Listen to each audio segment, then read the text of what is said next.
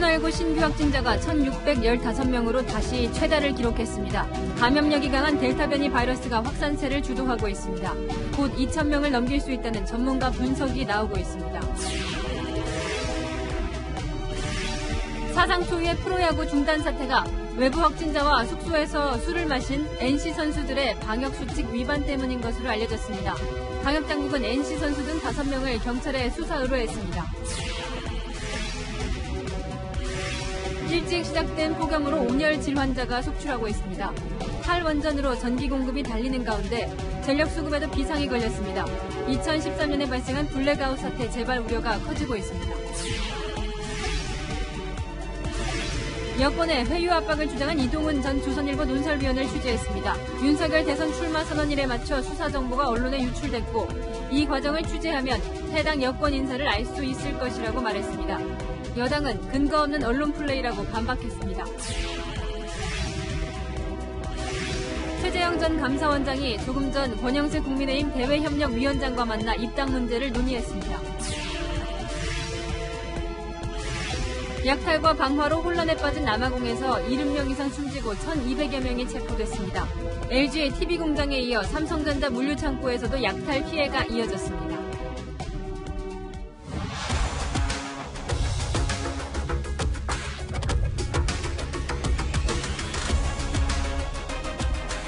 뉴스의 동정민입니다. 하루 코로나 확진자 1,615명, 또 역대 최고치입니다. 8월 4일쯤 1,400명 정도 될 거라는 게 정부의 지난주 예측이었는데 훨씬 가파른 거죠. 이번 주 들어 거리두기 4단계까지 시작됐는데도 이 좀처럼 꺾일 기미가 보이질 않습니다. 빠르면 이번 주에 하루 2,000명도 넘길 수 있다는 이 전문가들의 암울한 전망까지 나오면서 그러지 않아도 폭염까지 겹친 시민들, 의료진들은 지칠 대로 지쳐가고 있습니다. 수도권에서만 1,000명을 넘었고 청와대에서도 확진자가 나왔습니다. 무섭게 폭증하는 이유를 황규락 기자가 첫 소식으로 전해드립니다. 오늘 0시 기준으로 발생한 코로나19 확진자 1,615명 중 수도권의 국내 발생 확진자 수는 1,179명입니다. 수도권에서 1,000명이 넘는 확진자가 발생한 것은 처음으로 10명 중 7.5명이 수도권에서 발생한 겁니다. 이곳 강남구 선별진료소에는 지금도 한 50명 정도의 사람들이 검사 차례를 기다리고 있는데요. 수도권 확진세가 이어지면서 이런 무더위에도요, 사람들이 줄지어 오고 있습니다. 확진자가 급증하는 배경에는 델타 변이 바이러스가 있습니다. 6월 말 12.7%였던 수도권의 델타 변이 검출률은 한 주 만에 26.5%로 2배 이상 증가했습니다. 정부는 사회적 거리두기 4단계가 잘 이행되더라도 확산세는 최소한 일주일은 더 갈 것으로 내다봤습니다.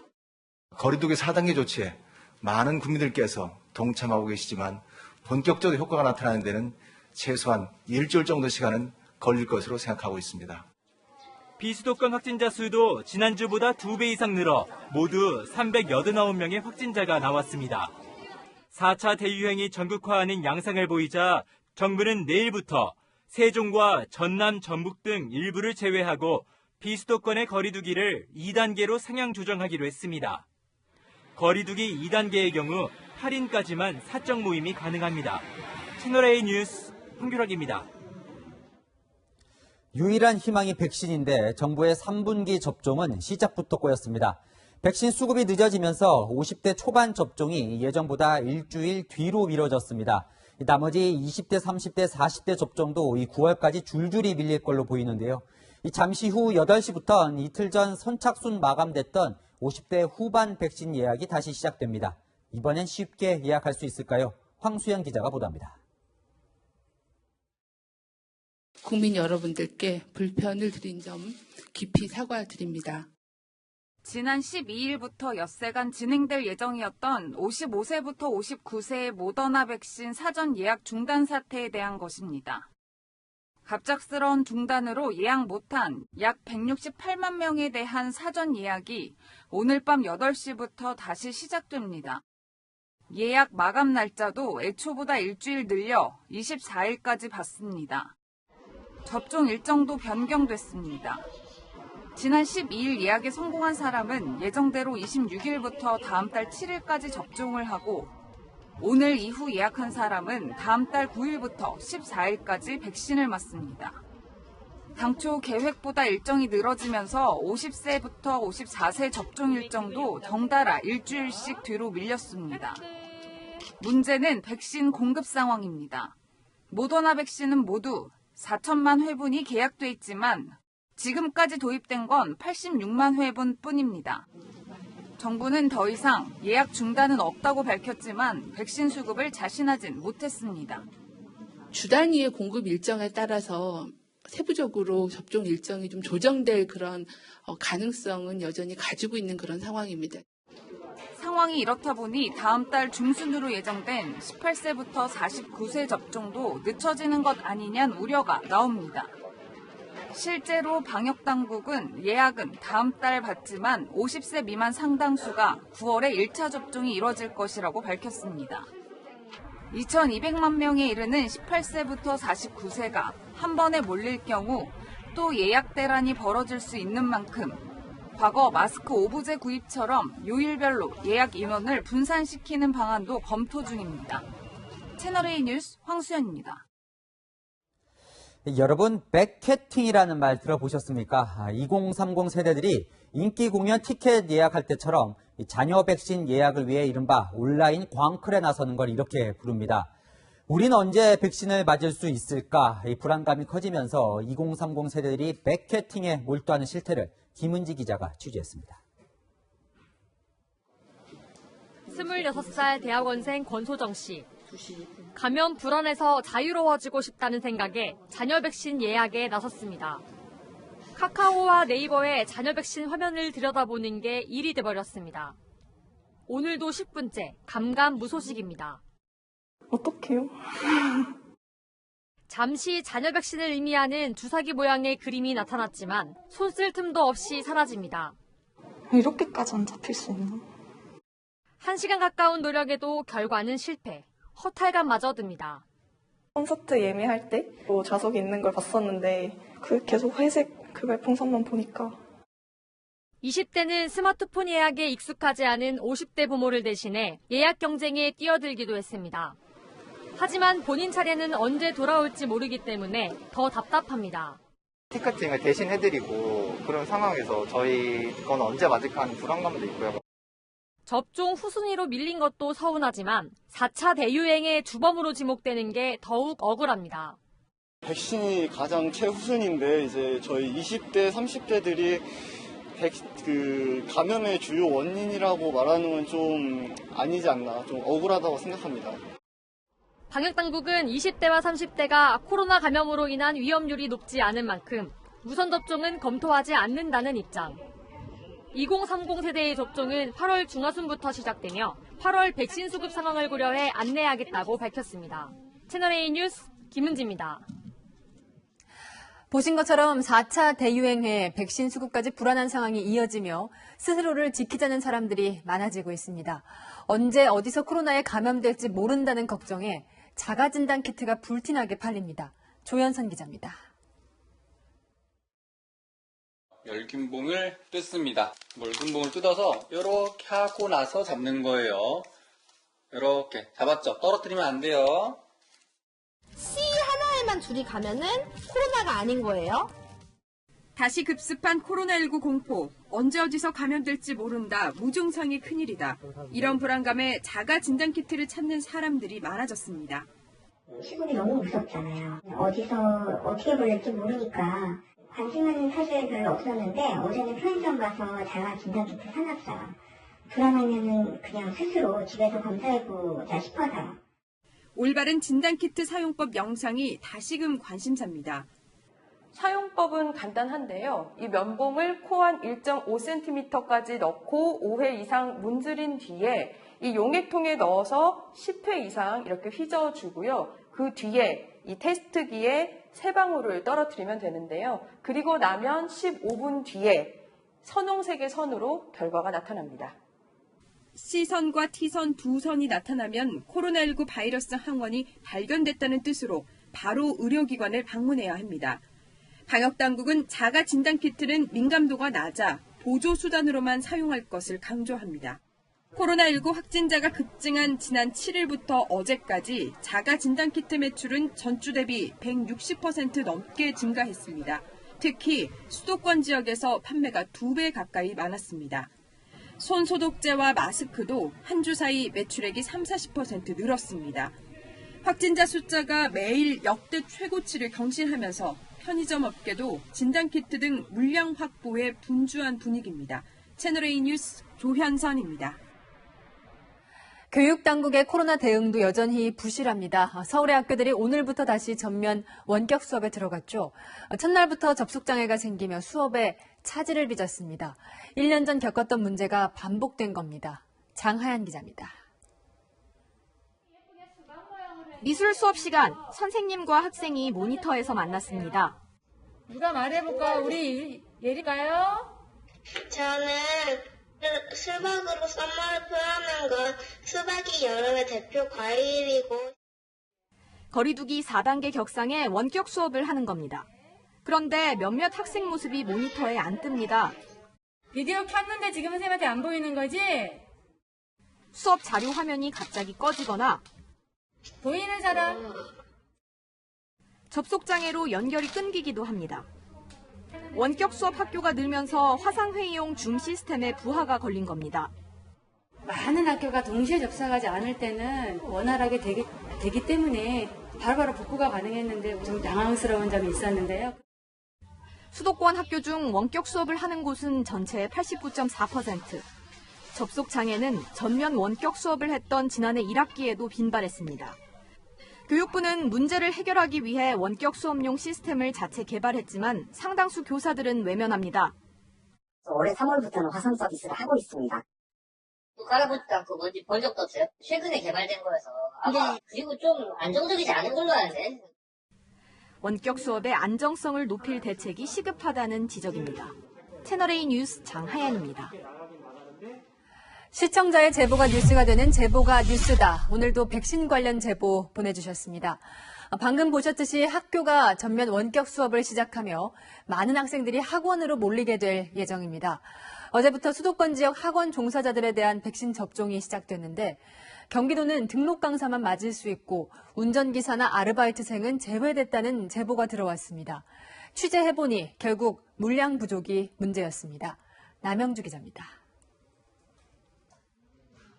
경기도 양주의 학원에서 2년째 상담실장으로 일하는 이모 씨. 학원에 도착한 아이들이 가장 먼저 만나는 사람입니다. 체온 측정해주세요. 하지만 강사가 아니어서 어제부터 시작된 학원 종사자 백신 접종 대상에서 빠졌습니다. 안대를 결제할 거라서 시간표를 배부하는데 아이들이 굉장히 자주 만나게 되는데 형평성이 좀 어긋나지 않나 싶은 것 같습니다. 경기 용인에서 아르바이트 강사로 일하는 이모 씨도 마찬가지. 이 씨가 다니는 학원에서는 직원 20명 중 4명만 백신을 맞습니다. 제가 걸리게 되면 다시 역으로 감염시킬 수도 있는 입장이잖아요. 그거 안 맞춰준 건 국가인데 거의도 또 재수없게 걸릴 수도 있는 거잖아요. 학원 종사자 모두에게 백신을 맞히는 서울, 인천과 달리 경기도는 학원장과 교육청에 등록된 강사만 접종 대상입니다. 아르바이트 강사나 사무직 직원, 아이들과 함께 차량을 타는 운전사도 제외됐습니다. 수업 시간에는 아이들이 가만히 앉아서 선생님들하고 수업을 하지만 차를 타거나 할 때는 더 가까이에서 만나는 사람들인데. 문제는 물량 부족이었습니다. 경기도가 정부로부터 배정받은 물량은 14만 명분인데 등록된 강사만 10만 명에 가까워 다른 직종까지는 접종이 불가능한 겁니다. 백신 보릿고개가 해소되지 않는 한 부분 접종을 둘러싼 논란은 계속될 전망입니다. 채널A 뉴스 남영주입니다. 이 집단 감염의 진원지 중 한 곳이 백화점입니다. 이 백화점 관련 확진자만 160명이 넘는데요. 이 백화점은 입장할 때 QR코드도 찍지 않고 확진자가 발생하더라도 어디까지 폐쇄할지 지침도 없었죠. 김단비 기자가 현장을 둘러봤는데 백화점마다 방역이 제각각이었습니다. 서울의 한 백화점 1층입니다. 화장품 판매대에 투명 덮개가 씌워져 있습니다. 화장품 매장에선 보통 테스트 제품을 손등이나 피부에 직접 발라볼 수 있는데 혹시 모를 전파를 우려해 백화점 측이 선제적으로 움직인 겁니다. 좀 답답하다고 생각하시는 분들도 처음에는 많았었는데 지금은 사실 상황이 이러다 보니까 이런 부분을 좀 이해해 주시는 고객분들이 더 많으신 것 같거든요. 확진자 발생에 임시 휴점했다가 일주일 만에 다시 문을 연 현대백화점 무역센터점. QR코드를 도입하고 한 번에 탑승 가능한 엘리베이터 인원을 70%로 제한하는 등 방역 강도를 한층 높였습니다. 이처럼 코로나 확산에 백화점들은 서둘러 자체적인 방역에 나섰지만 근본적인 해결책은 아니라는 지적이 많습니다. 높은 밀집도는 여전히 해결되지 않았기 때문입니다. 현재 놀이공원이나 워터파크는 기존 수용 인원의 30에서 50%만 입장을 받고 있는데요. 하지만 백화점이나 대형 쇼핑몰은 4단계인 지금도 인원 규제 제한을 받지 않고 있습니다. 입장객이 몇 명 아니지 밀도를 조정하는 거 그게 오히려 합리적이고 백화점 앞에 뭐 전광판 하나 만들고 장례판 만들어서 현재 입장객이 몇 명이고 밀도가 얼마여서 오늘까지 서울 시내 백화점 관련 확진자는 최소 162명. 서울시는 백화점 등 대형 유통시설 종사자를 대상으로 선제 검사를 요청했습니다. 채널A 뉴스 김담비입니다. 하루 1,600명 이 상황이 보통 심각한 게 아닙니다. 경제정책산업부 서성희 기자 나왔습니다. 아침마다 뉴스 보기가 겁납니다. 네. 왜 이렇게 늘어나는 겁니까? 3차 유행 때와는 달리 지금은 이 확산세가 잠잠해지지 않고 연일 최다 확진자를 경신하고 있는데요. 전문가들은 다음 주 이르면 이번 주 내에 확진자 2,000명까지 나올 거라고 전망합니다. 이 3차 때는 없었고 4차 때는 있는 것 델타 변이입니다. 지난달까지도 델타 변이가 다른 나라에 비해 확산 속도가 느린 편이라던 정부는 어제는 매우 심각한 수준이라고 말했습니다. 이 전국 확진자 10명 중 3명이 이 델타 변이에 감염됐다는 통계도 있던데 그 통계대로라면 뭐 하루에 수백 명씩 나온다는 건데요. 일단 델타 변이 자체가 현재는 전수검사는 아닙니다. 10명 중 3명이라는 것도 이 확진자 중에 일부 표본을 뽑아 검사했더니 10명 중 3명이라는 건데요. 델타 변이는 기존 바이러스보다 전파력이 2.7배 강하다고 알려졌죠. 이미 우리 지역사회에 더 퍼져 있을 가능성이 있습니다. 이 다른 뭐 코로나 바이러스도 마찬가지지만 이 델타 변이도 해외에서 들어온 거잖아요. 네. 그럼 들어오기 전에 막아야 했던 거 아닙니까? 사실 2번의 위험 경고 신호가 있었습니다. 그래프로 정리해봤는데요. 델타 변이가 국내에 처음 유입된 이후부터 이 델타 변이 확진자 수를 기록한 건데 이 첫 번째 신호는 국내 첫 감염 사례입니다. 인천공항 검역소 근무자들이 해외 입국자 관리를 하던 중 이 델타 변이에 감염된 사실을 정부가 5월에 공개했는데요. 당시 이미 이들 사이에서 2차 전파까지 발생한 상황이었지만 소규모라며 유행 가능성엔 회의적이었습니다. 두 번째 신호는 2배입니다. 6월 20일부터 27일 델타 변이 확진자 수가 73명으로 전주 대비 2배 늘었는데도 방역 당국은 우려할 수준이 아니라고 했습니다. 이후 델타 변이 증가폭 매주 2배씩 늘어난 겁니다. 자, 이제 뭐 입국 절차를 강화한다고 해요. 내일부터는 이제 우리 국민들 해외 나갔다가 국내로 들어올 때 이 PCR 음성 확인서가 있어야 한다고 하는데 이게 아직 의무가 아니었나 보죠. 기존에도 의무긴 했습니다. 외국인이나 내국인 등 해외에서 입국하는 사람은 이 PCR 음성 확인서를 내고 2주 격리를 해야 합니다. 하지만 이 내국인은 시설에서 격리하는데 동의한다면 이 음성 확인서가 없어도 입국할 수 있었는데요. 내일부터는 이 예외가 허용이 안 된다는 겁니다. 지난달 델타 변이가 유행인 인도네시아발 입국자 중 확진자가 240명이고 이 중 내국인이 132명에 달하자 이 같은 조치를 취한 건데요. 선제적으로 인도네시아만 먼저 적용했는데 그게 불과 열흘 전입니다. 해외 검역을 선제적으로 강화했어야 했다는 이 전문가들의 지적을 감안하면 뒷북 조치가 이어지는 겁니다. 이런 와중에 더불어민주당 송영길 대표는 우리만 당한 게 아니다. 미국 등에서도 델타 변이가 발생하고 있다 말하기도 했습니다. 그런데 이 람다 변이 이건 또 뭡니까? 이 람다 변이는 페루에서 처음 발생한 이후 남미 각국과 유럽 또 일부 유럽 지역에서 미국에서 30개국에서 현재 확인이 됐습니다. 세계보건기구는 알파, 델타 등은 우려 변이로 우려보다 한 단계 낮은 건 관심 변이로 지정하는데 람다 변이는 관심 변이입니다. 페루의 코로나19 치명률이 9%인 만큼 이 람다 변이 치명률이 높다는 추측도 있지만 현재까지는 이 람다 변이 전파력이 정확하게 연구가 이루어진 건 없는데요. 지속적으로 관찰해야 하는 건 분명합니다. 아이고, 이 람다 변이도 잘 막아야겠군요. 네, 지금까지 서상희 기자와 살펴봤습니다. 네, 전 국민이 코로나 대유행으로 고통받는 와중에 폭염까지 한반도를 덮쳤습니다. 엿새째 이어지는 무더위에 쓰러지는 온열 질환자도 속출하고 있습니다. 다음 주엔 훨씬 강한 폭염이 찾아올 전망입니다. 배영진 기자입니다. 헬멧을 쓴 남성이 줄에 매달려 소방 헬기로 옮겨집니다. 등산 중 쓰러졌다가 구조된 겁니다. 구급대원이 들것에 싣고 나오는 80대 남성. 한낮에 밭일을 하다 쓰러졌습니다. 올해 발생한 온열 질환자는 181명. 한 명은 목숨을 잃었습니다. 지난 9일부터 엿새 연속 전국에 폭염특보가 발효되면서 온열 질환자가 속출하고 있습니다.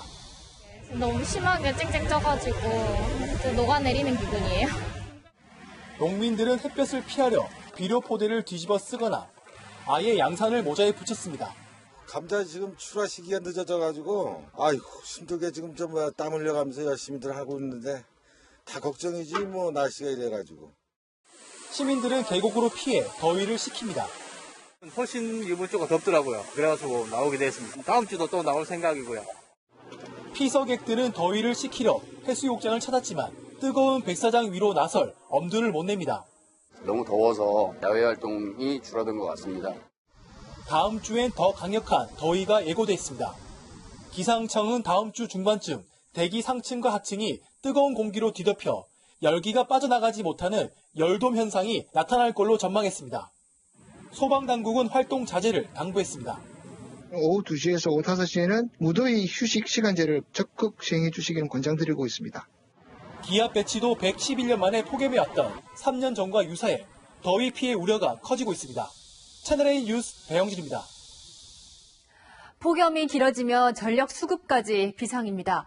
이러다 대정전, 블랙아웃 사태까지 일어날 수 있다는 우려가 나옵니다.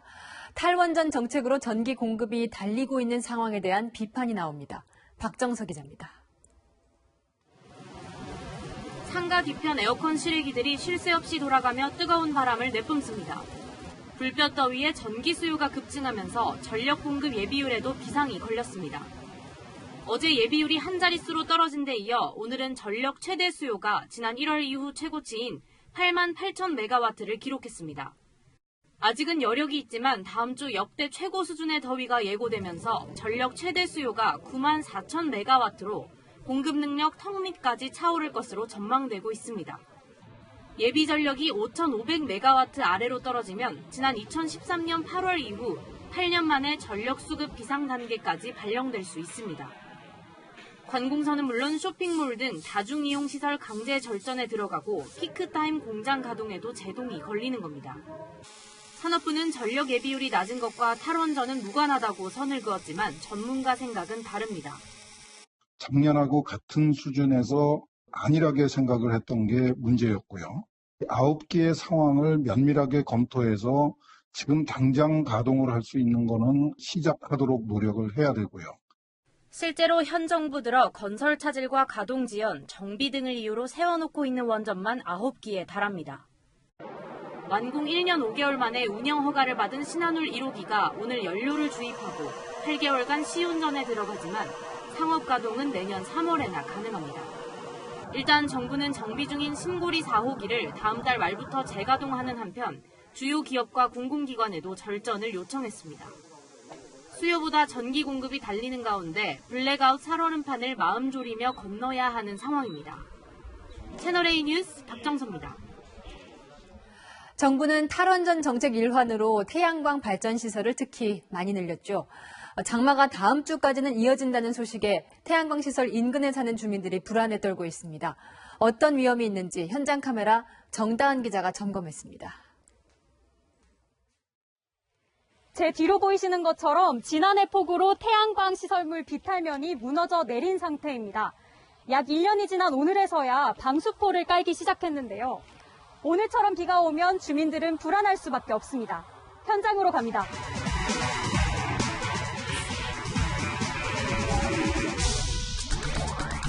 지난해 겪은 수해는 흉터처럼 남아 있습니다.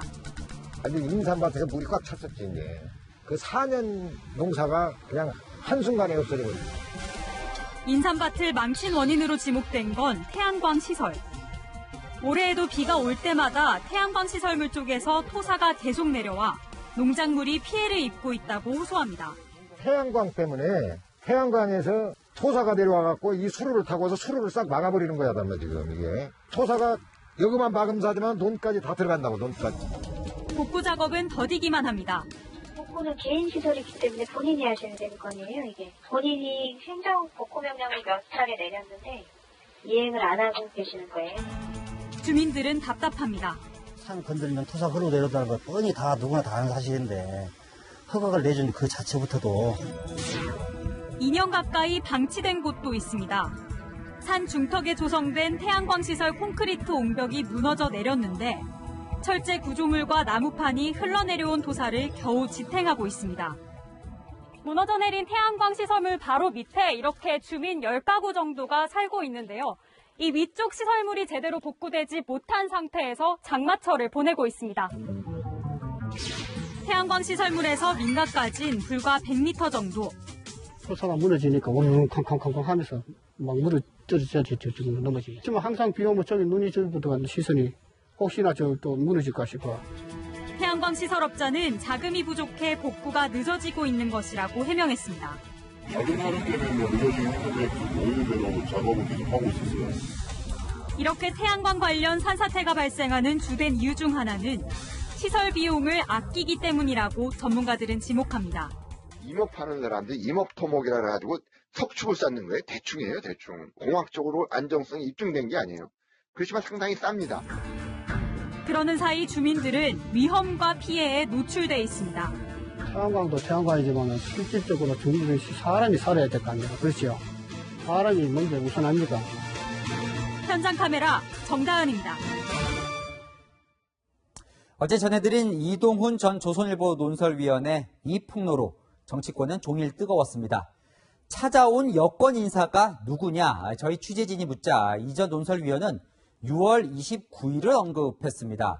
윤석열 전 총장 정치 참여 선언일인데 그날 자신과 관련된 의혹이 실명으로 처음 보도됐다며 그 언론의 보도 과정을 취재하면 답이 나온다 이렇게 주장을 했는데요.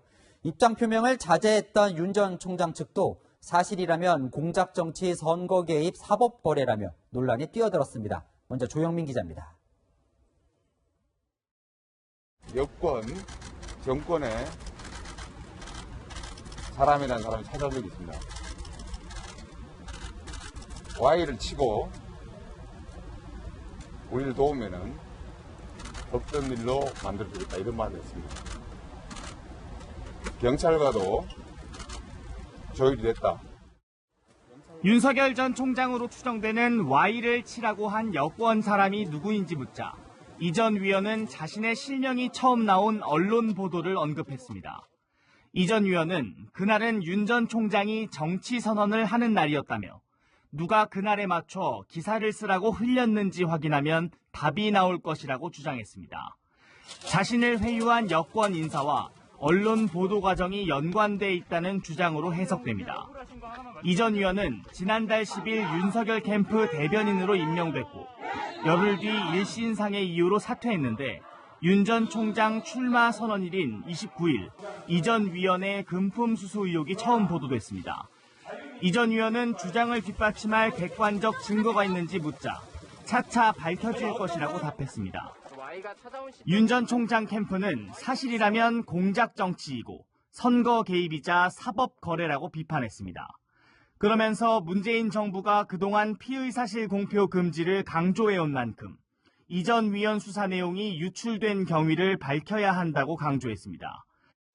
윤 전 총장 측근 인사는 윤 전 총장은 어제 보도가 나오기 전까지 여권 공작 의혹에 대해 몰랐다고 한다고 말했습니다. 채널A 뉴스 조영민입니다. 이 건으로 국회는 하루 종일 시끄러웠습니다. 국민의힘은 사실이라면 선거 개입이라고 비판했고 민주당은 여권 인사가 누군지 밝히면 될 일 아니냐며 억지 정쟁으로 몰고 가지 말라 반박했습니다. 안보겸 기자입니다. 오늘 열린 국회 행정안전위원회에서는 이동훈 전 조선일보 논설위원의 주장을 두고 여야가 강하게 맞붙었습니다. 국민의힘은 경찰청장을 불러 여권 인사와 경찰이 피의 사실을 공표한 게 아닌지 따져 묻자고 했습니다.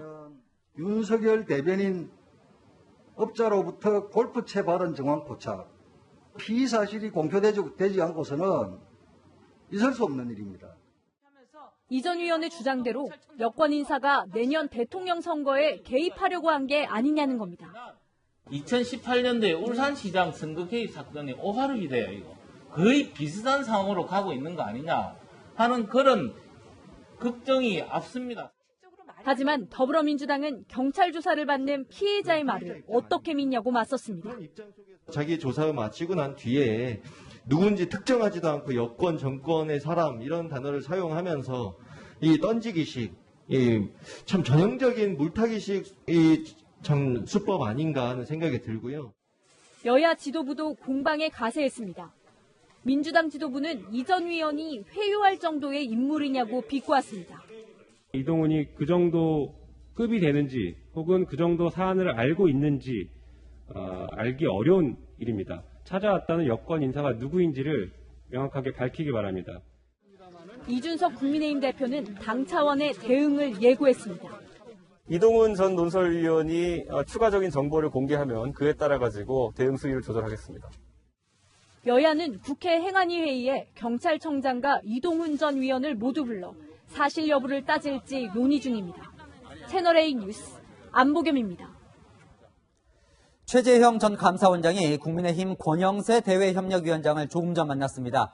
최 전 원장은 가급적 빠른 시일 내에 입당하겠다는 뜻을 나타냈습니다. 정한희 기자가 취재했습니다. 최재형 전 감사원장이 당박 대선 주자들의 국민의힘 영입을 담당하는 권영세 대외협력위원장을 만나 국민의힘 입당 시기를 조율했습니다. 입당 문제를 포함해서 과연 어떤 선택이 최선인 것인지에 대해서 좀 더 숙고하면서 국민들이 원하시는 그런 방향으로 선택하도록 노력하겠습니다. 바로 열고 가급적 빠른 시간 내에 부분에 대해서는 아마 원장님도 크게 본적인 이의는 없으실 것 같습니다. 뭐 7월을 넘기지 말았으면 좋겠다 하는 게 저희 개인적인 기대입니다. 최 전 원장은 구체적인 입당 시점을 밝히지 않았지만 입당에 거리를 두는 윤석열 전 총장에 비해 입당 시기가 빠를 거라는 관측이 나옵니다. 최 전 원장 측근은 통화에서 이르면 다음 주 월요일, 늦어도 그 다음 주에는 최 전 원장이 정식 출마 선언을 할 것이라며 입당 시점은 선언 직후가 될 것이라고 말했습니다. 최 전 원장 측은 윤 전 총장이 최 전 원장과의 단일화 가능성을 내비친 것에 대해 경쟁하지 않고 꽃가마를 타려는 거냐고 비판했습니다. 나중에 그냥 단일화를 통해서 야권 단일 후보가 되겠다고 하는 것은 결승전에만 나오겠다는 얘기거든요. 그것은 부전승을 바라는 경쟁을 통한 검증을 받지 않겠다는 거하고 똑같기 때문에 최 전 원장은 조만간 이준석 국민의힘 대표를 만나 입당 등에 대해 보다 구체적인 논의를 할 것으로 보입니다. 채널A 뉴스 정한입니다. 민주당은 대선 후보 대부분이 찬성하면서 경선이 연기될 가능성이 커지고 있습니다. 이 가운데 예비 경선 때 김 빠진 사이다라는 평가를 받았던 이재명 경기지사가 이 주먹이 아닌 발로 차이니까 참지 못하겠다. 사이다로 돌아가야겠다며 이낙연 전 대표를 직접 겨냥하고 나섰습니다. 이낙연 전 대표는 생각보다 참을성이 약하시다며 검증과 네거티브는 구분하라고 맞받아쳤습니다. 최수영 기자입니다. 더불어민주당 예비경선에서 집중 공격을 받았던 이재명 경기지사가 원래대로 되돌아가겠다며 다른 후보에 대한 공격을 예고했습니다. 제가 최대치로 좀 인내했는데 주먹으로 막는 건 다 단련이 돼 있는데 갑자기 발로 차니까. 발로 찬 공격자로 이낙연 전 대표를 지목했습니다.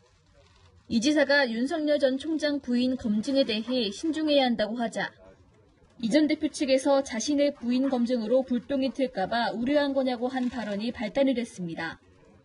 전남지사 경선 때 당원 명부 가짜 당원 만들고 그래서 실형을 받은 분이시잖아요. 네. 핵심 측근이시고. 본인을 되돌아보셔야지. 이 전 대표 측근이 지난 2014년 전남지사 경선 때 가짜 당원 명부를 만들어 구속됐다가 풀려난 사건을 다시 꺼내 공격한 겁니다. 이 전 대표 측근이 옵티머스 자산운용으로부터 금품을 받은 의혹으로 수사를 받다 극단적 선택을 한 사건도 언급했습니다.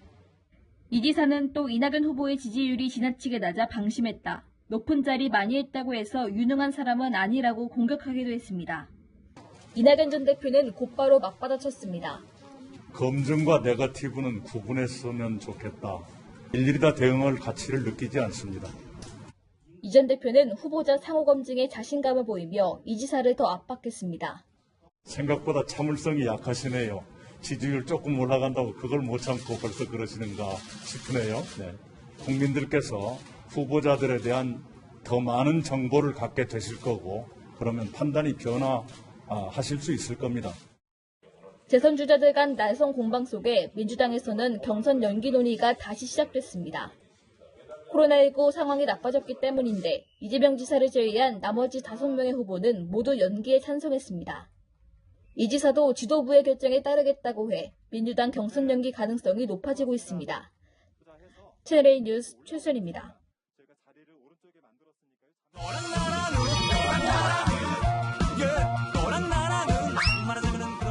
여랑야랑 정치부 김민지 기자와 함께합니다. 첫 번째 주제 보여주시죠. 자, 누구 대신 왔어요? 마스크 쓴 여성분은 누굴까요? 네, 이재명 경기지사의 부인 김혜경 씨입니다.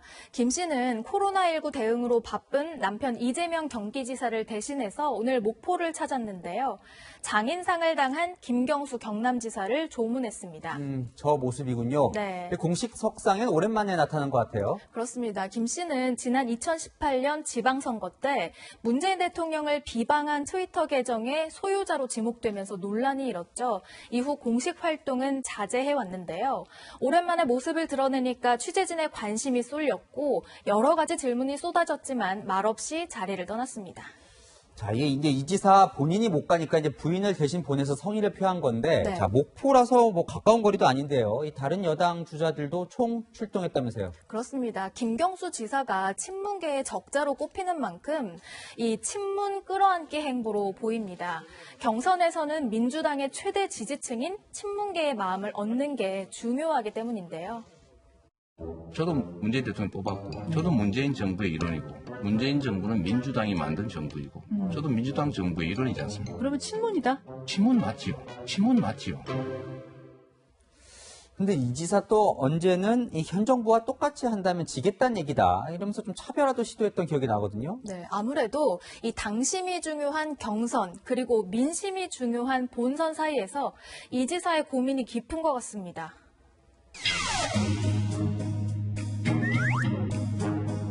정권의 주류가 아니기 때문에 심판론에서 조금 살짝 비켜있다라는 일리가 있다고 생각합니다.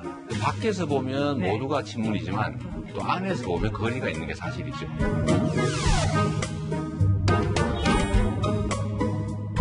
문재인 정부가 잘했든 못했든 제 공동 책임이지 남의 일처럼 얘기할 수는 없는 거죠. 뭐 하나의 일종의 운명 공동체. 당심과 민심 사이에 이 지사의 저울질은 당분간 계속될 것 같습니다. 네, 다음 주제 보겠습니다. 자, 응원의 속내. 민주당이 이준석 대표를 응원할 리는 없을 것 같은데요. 그래서 이 속내가 중요합니다. 이 대표가 전국민 재난지원금 지급 합의를 번복하자 민주당은 처음에는 공세를 펼쳤었는데요. 오늘은 분위기가 좀 달라졌습니다.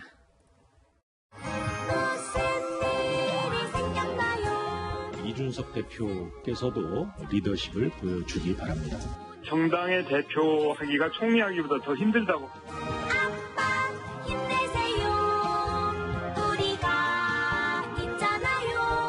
지금 대표를 흔들면 안 되지 않나. 응원이라기보다 좀 안쓰러워서. 더 있습니다. 이준석 대표를 흔들면 국민의힘은 폭망할 것이다. 이 대표의 마음을 이해해야 한다. 이런 말까지 나왔습니다. 네, 아까 속내가 중요하다고 했는데 그럼 응원의 속내가 뭘까요? 네, 국민의힘은요, 이렇게 보고 있습니다. 그분들이 자기들끼리 싸우다가 갑자기 우리 당에 던졌어요. 수리탄이 아군 진지에 터졌는데. 전국민 지원금을 두고 당정이 이견을 보이면서 비판을 받자 그 책임을 떠넘기기 위해서 이 대표를 이용한다는 겁니다. 아이고, 이 대표 연일 난감할 것 같은데 이 상황에 대해서 이 대표 본인은 뭐라고 합니까? 네, 이 대표는 내 갈 길을 가겠다라는 입장입니다. 당내 비판이나 이런 것들은 제가 애초에 감수하겠다 했던 것이기 때문에 저는 앞으로도 그런 의견과 공존하면서 당대표직을 수행하겠습니다. 이준석 대표의 리더십이 시험대에 올랐죠. 답은 간단할 것 같습니다. 국민 삶과 직결된 결정을 할 땐 오로지 국민만 생각하면서 중심을 잡아주길 바랍니다. 네, 제1야당 대표의 무게를 이 대표도 새롭게 느꼈을 것 같습니다. 여랑야랑이었습니다. 우리 사회 문제를 파헤치고 대안을 제시하는 끝을 보는 리포트 끝보리 순서입니다. 지난 2월 50대 여성이 흉기로 위협받고 있다고 신고했지만 경찰의 늑장 대응으로 끝내 숨진 사건 채널A가 집중 보도했습니다. 문제의 경찰관들이 어떤 징계를 받았는지 확인해봤는데 가장 낮은 수준의 물징계로 끝났습니다. 김호영 기자가 취재했습니다. 흉기로 목숨을 위협받고 있다는 50대 여성의 신고 전화. 당시 여성은 가해자인 남성의 이름까지 말하며 도움을 요청했습니다. 하지만 경찰관들은 주변만 맴돌다 50분을 허비했고 신고 여성은 숨진 채 발견됐습니다. 10분이 더 지나서야 경찰은 사건 현장인 남성의 집을 찾았고 집안에 있던 남성을 검거했지만 이미 여성은 숨진 뒤였습니다. 경찰은 채널A 보도 이후 감찰에 착수했고 신고를 받은 112 상황실의 대응이 미숙했다고 판단했습니다. 가해자 이름을 듣고도 출동 경찰관에게 전달하지 않았다는 겁니다. 가해자 이름은 여성이 있는 장소를 특정해 빨리 대처할 수 있는 중요한 단서였습니다. 경찰은 당시 상황실 직원 4명을 징계했습니다. 상황팀장은 대처가 미숙했다는 이유로 견책 처분을, 나머지 직원 3명에게는 불문경고 처분을 내렸습니다. 견책은 경징계 중에도 가장 수위가 낮고 불문경고는 징계에도 해당되지 않습니다. 사실상 물징계가 내려진 겁니다. 유가족은 책임지는 사람이 아무도 없다며 울분을 터뜨립니다. 바로 대처 상황 대처 잘해가지고 만약에 혼자 왔으면 살 수 있던 거 아니었어요? 솔직히 처벌도 아니죠, 그 정도면 그냥. 이게 나랑가 싶네 진짜. 경찰은 이번 주 안으로 당사자들에게 징계를 통보할 계획입니다. 채널A 뉴스 김호영입니다. 수도권 거리두기가 4단계로 격상되며 오후 6시 이후에는 노래방에서도 2명까지만 모임이 가능합니다. 그런데 4차 대유행 시국에 아직도 문을 잠그고 몰래 영업을 하는 업소들이 있습니다. 김재혁 기자가 보도합니다. 경찰관이 굳게 닫힌 노래 연습장 문을 두드립니다. 화성동탄경찰서 생활지성에서 나왔습니다. 문 열어주세요. 문이 열리자 불을 끈 채 숨어있던 사람들이 보입니다. 어젯밤 10시가 넘은 시각, 문을 걸어 잠그고 몰래 영업하던 노래 연습장이 적발됐습니다. 거리두기 4단계가 무색하게 음주 가무를 즐기던 남성 손님이 있고 숨어있던 여성 접객원과 불법으로 판매된 술도 눈에 띕니다. 이날 단속 현장에 있던 인원은 업주와 접객원 등 총 16명. 감염병 예방법 위반 혐의 등으로 입건되거나 과태료 처분이 내려질 예정입니다. 같은 시각 몰래 영업하던 주점에도 단속반이 들이닥쳤습니다. 업주는 지인과 술을 마신 거라며 되레 큰 소리를 칩니다.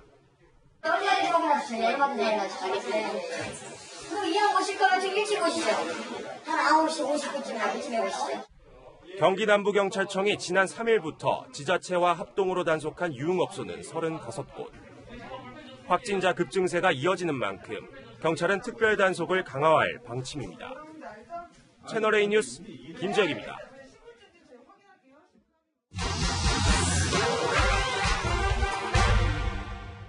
온라인에서 인기를 끌고 있는 사진입니다. 놀이꾼들이 짤방이라고 부르는데 사람들의 관심을 끌려고 인터넷에 올리는 재미있는 사진이나 그림, 영상들을 말합니다. 이런 짤방도 저작권 적용을 받는지 궁금하다는 분 많은데요. 모의고사 형식으로 확인해 보겠습니다. 김성모 하백의 만화 장면을 활용한 패러디물입니다. 이 중 저작권을 침해하지 않은 건 뭘까요? 1번 비타민 광고입니다. 원작자와 계약하고 비용을 지급해서인데요. 채용 공고로 활용한 이거는 사전 동의를 구하지 않아서 무단 사용 중지 요청을 받았습니다. 김화백은 SNS에 무분별한 도용 때문에 화가 난다는 글도 올렸습니다. 저작물을 무단 이용했다간 저작권 침해로 손해배상을 해야 할 수도 있는데요. 영리 목적이 아니라 교육이나 선거 때 투표 장려 같은 공익 목적이라면 쓸 수 있을까요? 둘 다 가능합니다. 이땐 저작자의 권리도 일부 제약되기 때문입니다. 교육용이나 비영리 목적 이용했을 때 법적 처벌 이렇게까지 문제제기 하기가 어려운 부분이라는 거예요. 또 다른 사례를 볼까요?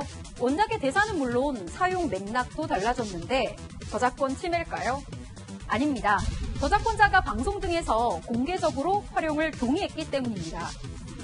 중소기업 상인들이 주로 이용을 한 거라서 그분들이 잘 쓰시라고 국민짤로 그냥 남겨놔 버렸죠. 그렇다면 원작에 변화를 줬을 땐 어떨까요? 문제가 될 수 있습니다. 원작의 동일성을 유지할 권리를 침해했기 때문입니다. 이용 허가를 받았어도 원형의 변화를 줄 땐 저작권자의 추가 허락 필수입니다. 다른 궁금한 점은 팩트맨 제보 부탁합니다. 네.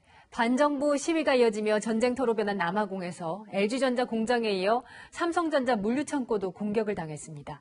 강은하 기자가 보도합니다. 폭도들의 방화로 연기에 휩싸인 건물에서 기저귀를 찬 아기가 아래 모여있는 시민들 품에 안깁니다.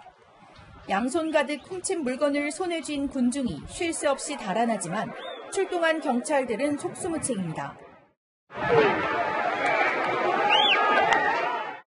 현금 인출기에서 훔친 지폐들을 차곡차곡 쌓아놓고 기기를 통째로 뽑아 달아나는 시위대도 보입니다.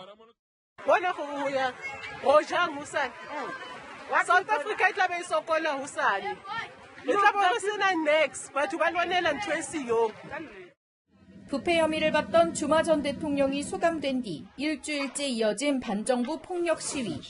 남아공은 약탈과 방화로 혼란에 빠져들었습니다.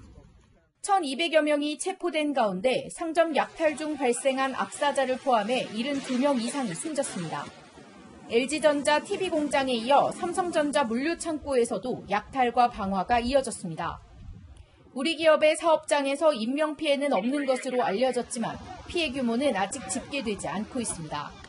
당국은 병력 2,500명을 투입해 진압에 나섰고 소요 사태를 부추기는 SNS 감시도 강화하고 있지만 역부족입니다. We will ensure that it does not deteriorate any further. We cannot allow anyone to make a mockery of our democratic state. 시위대를 통한 코로나19 바이러스 확산에 대한 우려도 커지고 있습니다. 채널A 뉴스 강은하입니다. 중국 어선 수백 척이 5년 동안 남중국해 한가운데 오물과 쓰레기를 버려왔다는 주장이 나왔습니다. 방대한 해양 쓰레기 위성 사진으로 확인할 수 있을 정도입니다. 베이징 사공성근 특파원입니다. 우주에서 바라본 중국과 필리핀 사이 스프레틀리 해역입니다. 정박해 있는 200여 척의 어선은 중국에서 이동해온 겁니다. These ships are not moving and they're still dumping these extra nutrients in the sewage. Even after all that, we've seen damage to the reefs in the Union Banks where these ships have been anchored just in the last 5 years. 미국의 위성사진 분석업체 시뮬레일리티는 중국 어선들이 하루 평균 1톤의 오물과 쓰레기를 남중국해에 버려왔다고 주장했습니다. 중국 어선이 멈춘 곳마다 해양 오염이 발생한 것을 위성사진으로 관측했다는 겁니다. 중국과 영유권 분쟁 지역인 이곳은 필리핀과 마닐라, 인도네시아 등 인접한 국가들이 많다 보니 오염 피해 규모도 큽니다. 친중 노선의 두테르테 필리핀 대통령은 무력 충돌 방지 명목으로 중국 어선들을 눈감아왔지만 필리핀 시민들의 반발은 상당합니다. Ipadala ko yung Marines ko to drive away the Chinese fishermen. I guarantee you, not one of them will come home alive.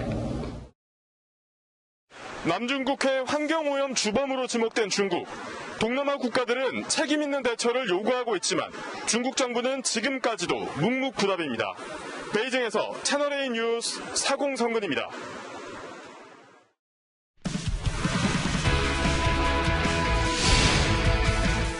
안녕하세요. 스포츠 뉴스입니다. 사상 초유의 프로야구 중단 사태가 박성민 등 NC 선수들의 방역수칙 위반 때문이었음이 밝혀졌습니다. 선수들의 허위 진술까지 논란입니다. 강병규 기자입니다.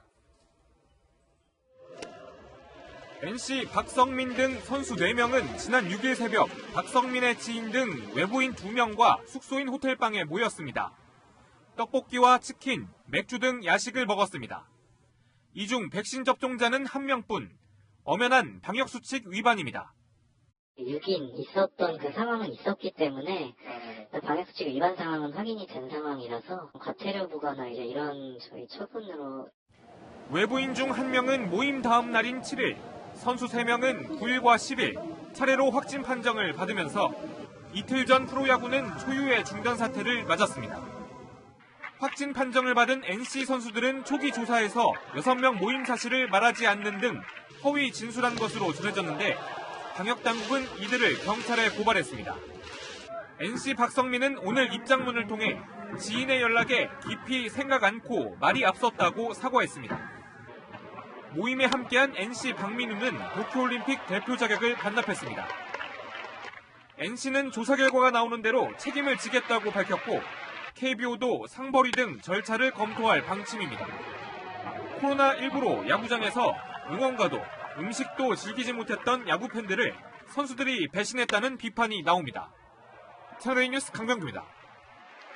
요즘 기온도 기온인데 습도까지 높아서 불쾌감이 참 심하죠. 습기를 가득 머금은 더운 남서풍이 들어와 푹푹 찌는 더위가 계속되는 건데요. 밤낮 모르는 찜통더위에 잠 못 이루는 분들도 계실 것 같습니다. 내일도 서울과 부산 등 곳곳에 최저기온이 25도 이상 오르면서 열대야가 나타나는 곳이 있겠고요. 한낮에는 서울과 대구, 대전 모두 33도까지 치솟겠습니다. 내일 새벽까지 곳곳에는 강한 소나기가 올 수 있겠습니다. 내일 낮부터는 대기 불안정이 심해지면서 더욱 강한 소나기 구름이 만들어지겠는데요. 모레까지 전국 내륙에 적게는 5mm, 많게는 100mm 이상의 폭우가 쏟아질 수 있겠습니다. 특히 내일은 동쪽 내륙에 돌풍을 동반한 매우 강한 비가 예상됩니다. 주의하시기 바랍니다. 소나기 소식은 계속되겠고요. 일요일은 충청 이남에, 다음 주 월요일에는 전국에 비가 내릴 전망입니다. 날씨였습니다. 오늘 뉴스 여기까지입니다. 내일도 뉴스에입니다.